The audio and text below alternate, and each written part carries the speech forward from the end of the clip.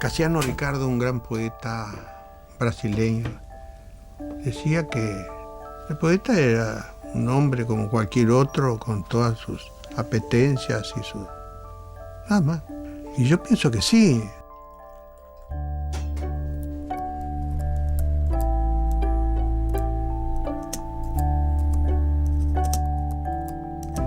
Entonces el poeta es eso, tiene una disposición especial que él ha ido practicando y adiestrándose en ella, de la palabra, que es la materia prima del poeta. Pero la poesía está presente no solo en poemas, la poesía está presente en narraciones, cuentos, novelas, teatro.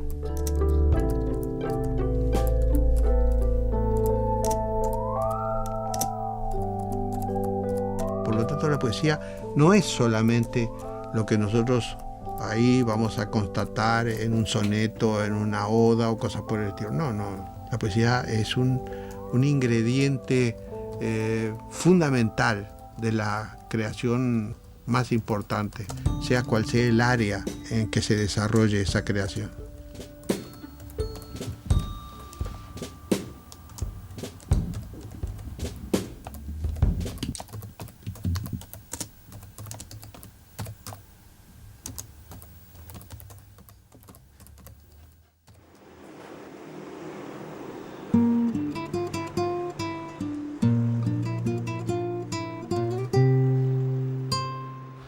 Yo tendría que haber sido músico o dibujante o pintor. Sí, esas otras dos cosas que están muy ligadas a mi vida, ¿no? Yo te diría que, como dijo el latino, nada del humano me es ajeno, ¿no? Es una respuesta demasiado amplia, pero en verdad es así, ¿no?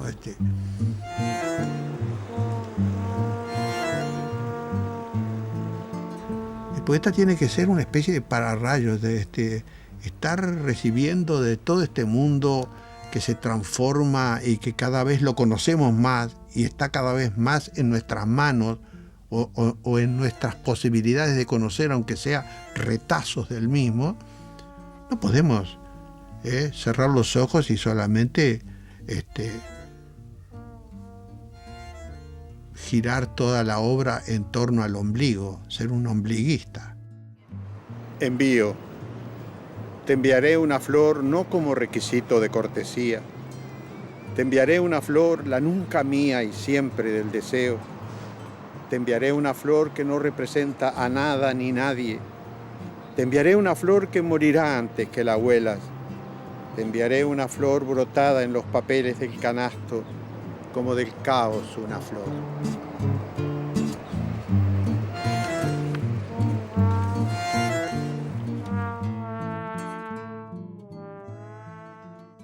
canto vil a la vida.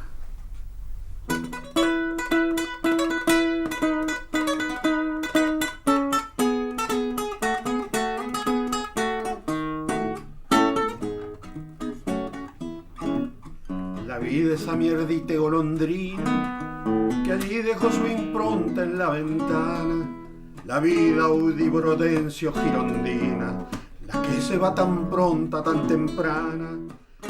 Yo diría que la poesía de Benavides tiene el interés particular de su enorme variedad, de su versatilidad. Benavides es a la vez un autor de letras de canciones y además es un poeta cultísimo y refinado. Se podría decir que hay varios Benavides y que los lectores pueden tener un Benavides preferido, ¿no? Y de pronto esos lectores pueden ser muy distintos entre sí. Y después van a ser sobre Ida Vitale. Recuerdo que Domingo Bordoli, cuando yo publico el Tata Vizcacha, me publicaba algunos poemas, otros poemas en Asir, donde hablaba de aquel muchacho verde y fresco de Tacuarembó. Es decir, tenía la visión de Benavides, que escribía mucho sobre el paisaje, sobre el mundo exterior del norte, y poemas, como yo te había planteado al comienzo, del área o de la línea afectiva. El amor fraterno, el amor a mujer, el amor a las cosas comunes y corrientes de la vida, ¿no? Estaba ese otro Benavides escribiendo los poemas, indudablemente antipoemas del Tata Vizcacha. Benavides es estrictamente contemporáneo a la antipoesía de Parra, con su primer libro, Tata Vizcacha. Tata Vizcacha, que fue escrito a comienzos de los 50 y está planteando una poesía que si uno la lee, se puede definir contemporáneamente como antipoesía.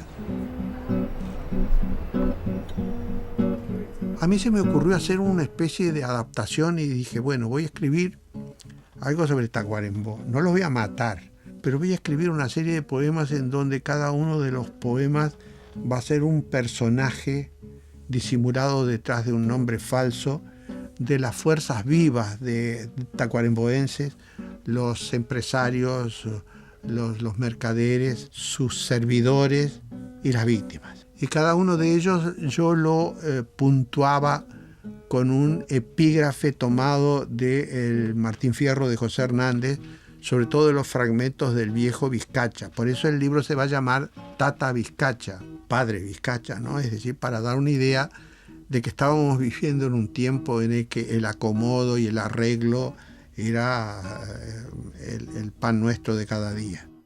Dolorosamente para mí, de ex condiscípulos, inventó una agrupación, Movimiento de Acción Democrática, MAD, y comenzó a escribir sobre el sovietismo.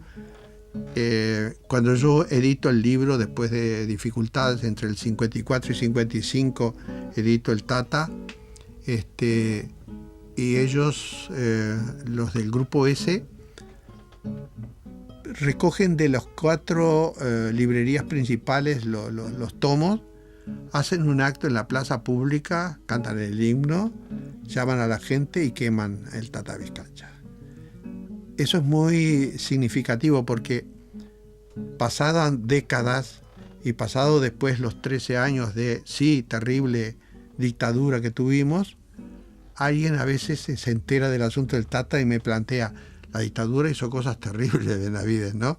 Le quemó su primer libro, entonces yo le tengo que explicar que fue en el 55, en plena democracia.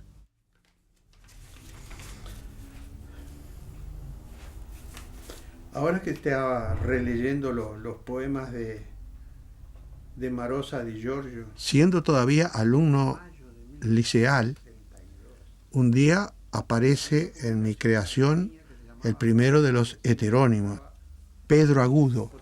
Pedro Agudo, que en los hechos es un contemporáneo mío, nació en el 32 en Pueblo Bonilla y va a morir en el 58.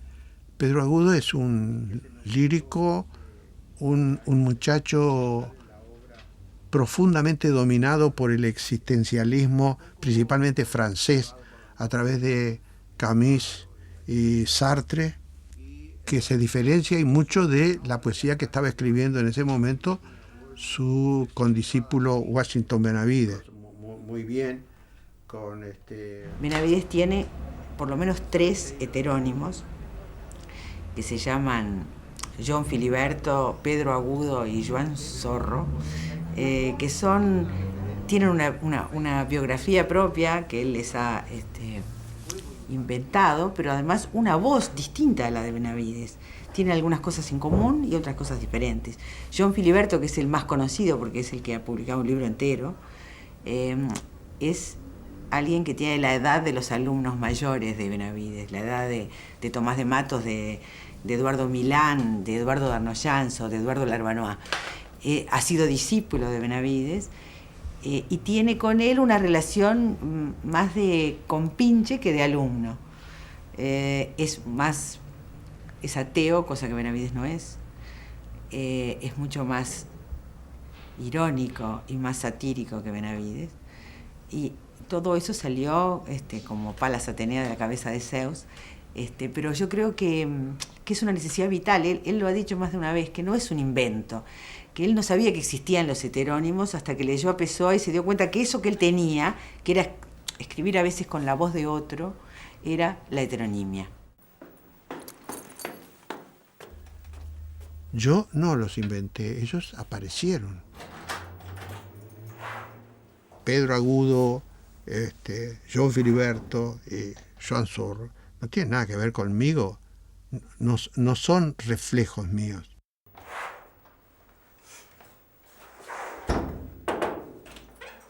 Hola, veterano, véngase a tomar unos mates y a charlar allí. Vamos.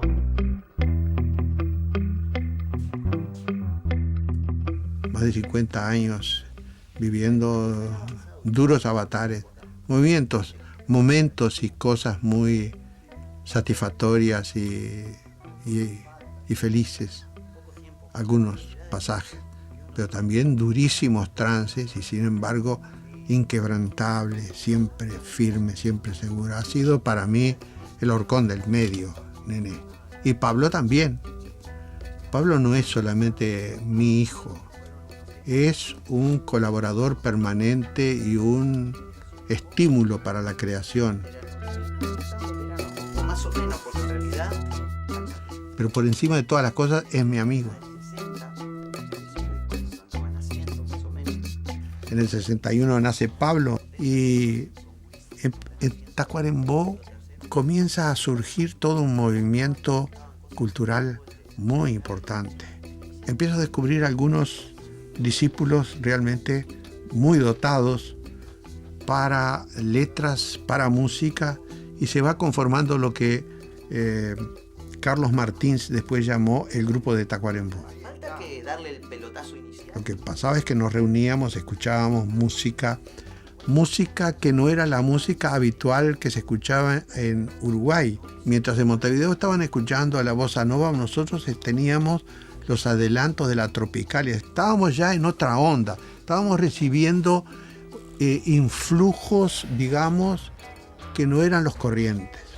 Y en muchos aspectos, lo que nosotros intentamos ahí en el grupo de Tacuarembó era valorizar los textos, y por eso leíamos y les ofrecíamos a los músicos material o de los poetas del norte, los poetas de Rivera, Agustín Revicio, o Linto María Simoes, o los de Tacuarembó, Circe, Walter, los míos, o del mundo. Y entonces empieza a musicalizar textos que muchas veces no fueron hechos expresamente para hacer letra de canción. Por una tierra mojada, de esa tierra acidulada, que pica como un pimiento, y es en la infancia contento, pero no siempre después.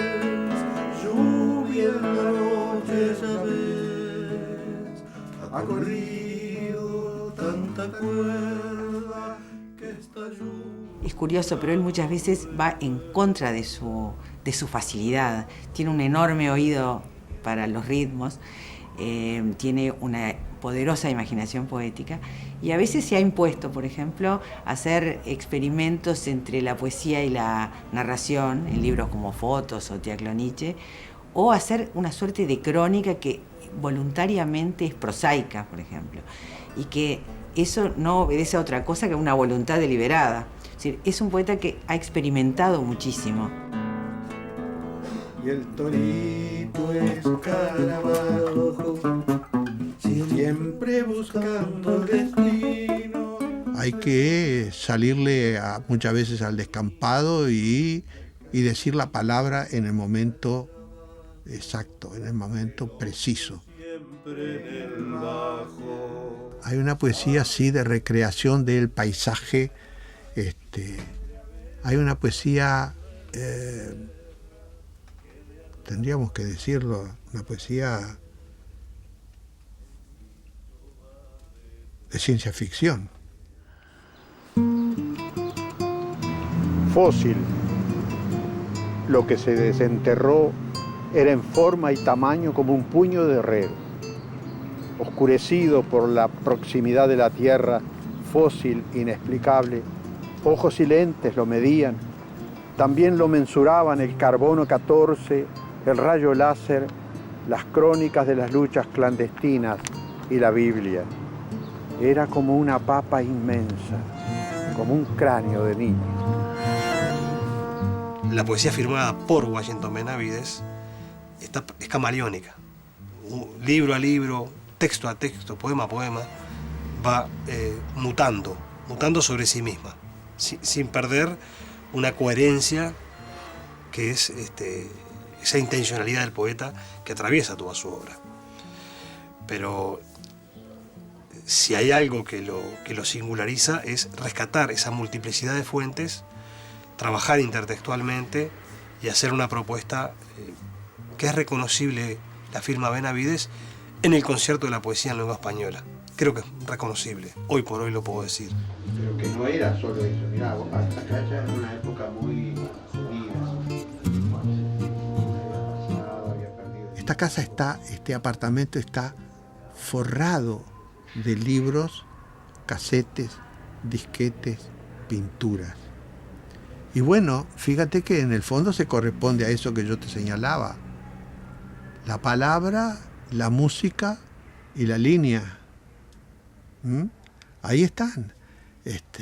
Y son, por otra parte, también otra manifestación de la que mencioné solamente de paso y que para mí es una forma también de la creación poética, que son las clases. Desde el medio de un desierto. Yo soy un profesor de literatura y para mí cada clase la concibo como un poema. O ahí tendrías que agarrar una primera voz arriba. El taller para mí es como retornar aquellos años en Tacuarembó, en su casa vieja, en la cual nos juntábamos a hacer canciones. Amarga de ser la tierra cuando llueve. Ahí era más o menos. Si cada lugar tuviera a alguien así, sería algo de una riqueza increíble en cuanto a la creatividad de la gente. Porque Bocha, siendo el poeta que es, no solamente nos daba de vez en cuando algún texto suyo, o hacía ahí en el momento, sino que nos entregaba la poesía. Yo conocí a Juan Cunha porque él me prestó un libro. en la canción, ¿no? ¿No te parece, don Numa? Sí. No, que está hoy como haciendo así, yo no sé si está siguiendo Estoy algún jugando ritmo el truco, interno. estoy jugando el Está truco. diciendo que tiene. Que vaya usted, del pie.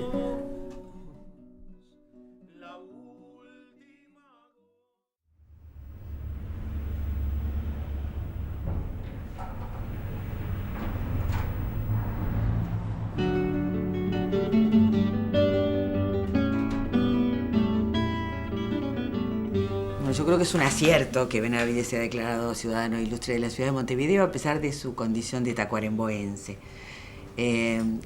Una condición de la que él jamás renunciaría, se siente muy tacuarembóense.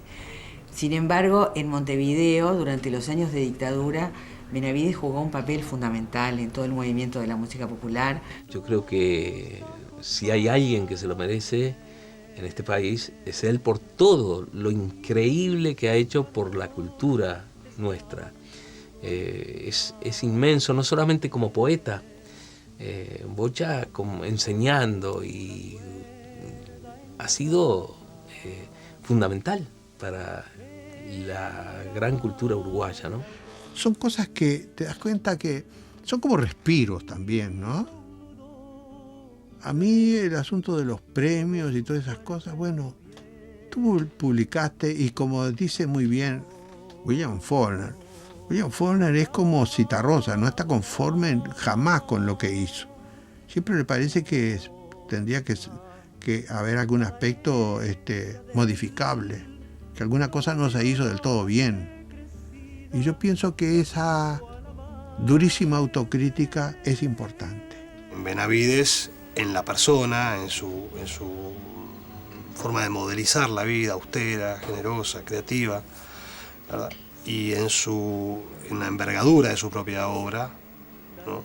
Dentro de los 80 años que acaba de cumplir, es uno de los tantos galardones que debería dársele de forma bien merecida. Y lloraban indistintos un zorzal y el hombre aquel. A los 80 años me siento inconforme con muchas de las cosas que he hecho, y las voy a retocar, y tengo una gran cantidad de material inédito que voy a tener que publicarlo, y que hay muchos pasos en lo social, en lo político, que tendría que acompañar y que tendrían que realizarse. Hablábamos hace unas horas nomás con Nené de algo que para nosotros es una actividad poética, que es el ferrocarril, y que hay serias dificultades para que se lleve a cabo, y ahí sigue el ferrocarril sin funcionar y las estaciones vacías, y que se lograra eso, entre otras cosas, que se lograra una mejoría notoria de lo que gana el peón rural. Esos serían verdaderos movimientos poéticos.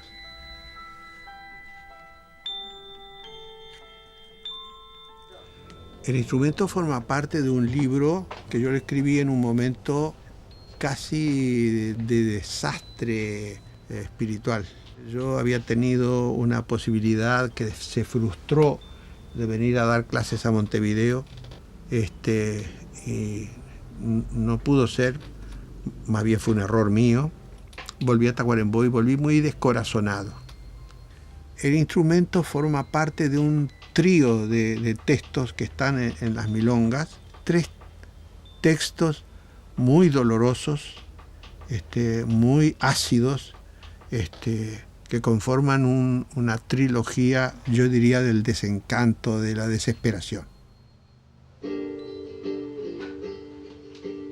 Conocerse, claro está, que necesita su tiempo, con años que albañilean y años de derrumbamiento. Pero cuando todo es potro, mujer, baile, vino, viento, y la carne nos sostiene tanto más que el hondo hueso, que vas a andar preguntando si te das por lo derecho, y es tu voz la que te dice si la promesa es lo cierto.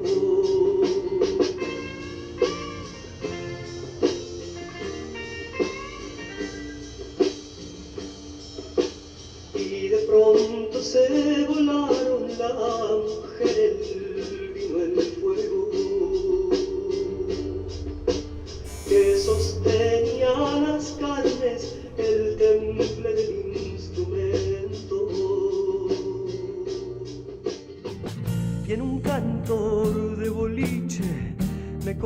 perdí en el ejemplo, ya perdí mi compañera. Desatame de este enredo, ya perdí mi compañera. Desatame de este enredo, ya perdí mi compañera. Desatame de este enredo.